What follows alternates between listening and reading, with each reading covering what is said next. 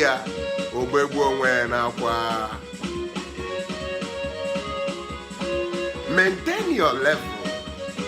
Usoro ihe n'ụwa bụ usoro n'usoro maka na oji ọfọ na ogu ga-ala. Dibịa ma ọzọ gburu dibịa anara amacha ife ụwa onye jikwa n'ụwa ma ọnụ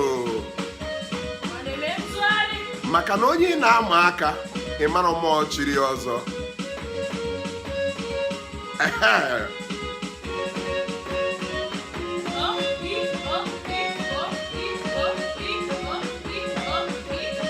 Udene na njọ ugo na mma osimiri ka gịnị ya na-ekwu na-enwe ọṅụ.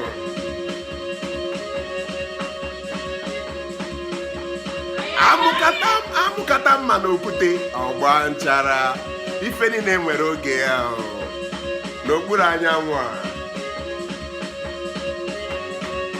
anya fụlụ ugo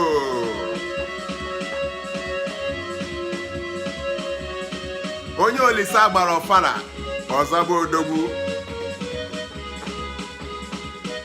oto mịara nwunye di m ụdara mịara nwunye di m onye na nke onye ritu onye tu nwanne ya ya bụ ije ụwa.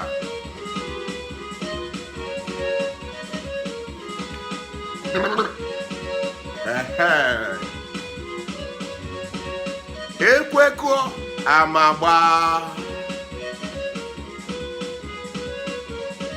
onye jikwa na nke nọchie nke onye ọzọ. Ọ naanị nwaanyị na-anya ogiri, nwaanyị na-eme ogiri mara iji anya mpịa.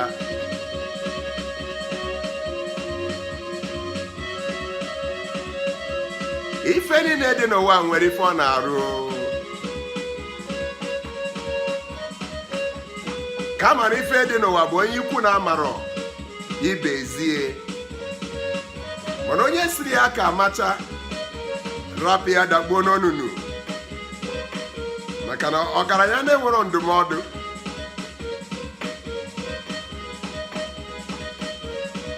na-enwe ọdachi karịrị ya.